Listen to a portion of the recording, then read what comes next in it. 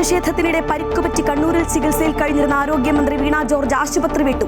രക്തസമ്മർദ്ദം സാധാരണ നിലയിലേക്ക് വരുന്നു എന്ന് മെഡിക്കൽ ബോർഡ്. പുലർച്ചെ സ്വന്തം വാഹനത്തിൽ തിരുവനന്തപുരത്തേക്ക് തിരിച്ച മന്ത്രിയുടെ തുടർ ചികിത്സ മെഡിക്കൽ കോളേജിലെന്ന് സൂചന.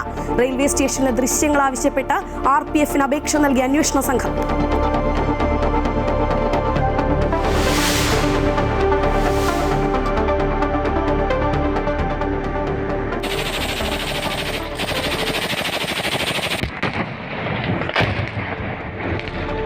അഫ്ഗാൻ അതിർത്തിയിൽ പാക് ആക്രമണം. താലിബാന്റെ സുപ്രധാന കേന്ദ്രങ്ങളിൽ ബോംബിട്ടു.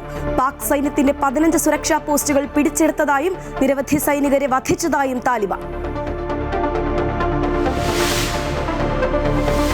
കേരള സ്റ്റോറി 2 സ്റ്റേ ചെയ്ത സിംഗിൾ ബെഞ്ചിനെതിരായ അപ്പീലിൽ ഇന്ന് ഹൈക്കോടതി ഡിവിഷൻ ബെഞ്ച് വിധി പറയും.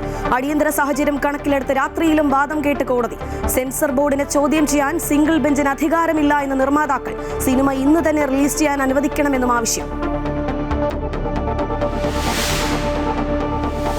CPM പോളിറ്റ് ബ്യൂറോ ഇന്ന്. പിണറായി മത്സരിക്കുന്നതിൽ പ്രഖ്യാപനം ഉണ്ടായേക്കും. RSPയിലെ സ്ഥാനാർത്ഥി നിർണയത്തിൽ ചർച്ചകൾ തുടരുന്നു. പ്രതിപക്ഷ നേതാവിന്റെ പുതുയുഗ യാത്ര ഇന്ന് പത്തനംതിട്ടയിൽ.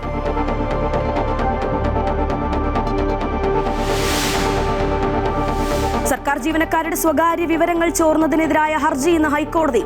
വിവരങ്ങൾ എവിടെ നിന്ന് കിട്ടിയെന്ന് സർക്കാർ വിശദീകരിക്കണം. സ്പാർക്കിലെ വിവരങ്ങൾ മുഖ്യമന്ത്രിയുടെ ഓഫീസ് ചോർത്തിയത് തെരഞ്ഞെടുപ്പ് മുന്നിൽ കണ്ടെന്ന് പരാതിക്കാർ. കോടികൾ ചെലവിട്ട് പത്തനംതിട്ട ജില്ലാ സ്റ്റേഡിയത്തിൽ നടക്കുന്ന നവീകരണ പ്രവൃത്തികളിലെ അപാകതകൾക്കെതിരെ പ്രതിഷേധം. തെരഞ്ഞെടുപ്പ് വിജ്ഞാപനം വരുന്നതിന് മുൻപ് ഉദ്ഘാടനത്തിനായി നടക്കുന്നത് അശാസ്ത്രീയമായ നിർമ്മാണങ്ങളെന്ന് പരാതി. ജോലികൾ വേഗത്തിൽ തീർക്കുന്നത് സ്റ്റേഡിയത്തിന്റെ ബലക്ഷയത്തിന് കാരണമാകുമെന്ന വിദഗ്ധരുടെ മുന്നറിയിപ്പ്.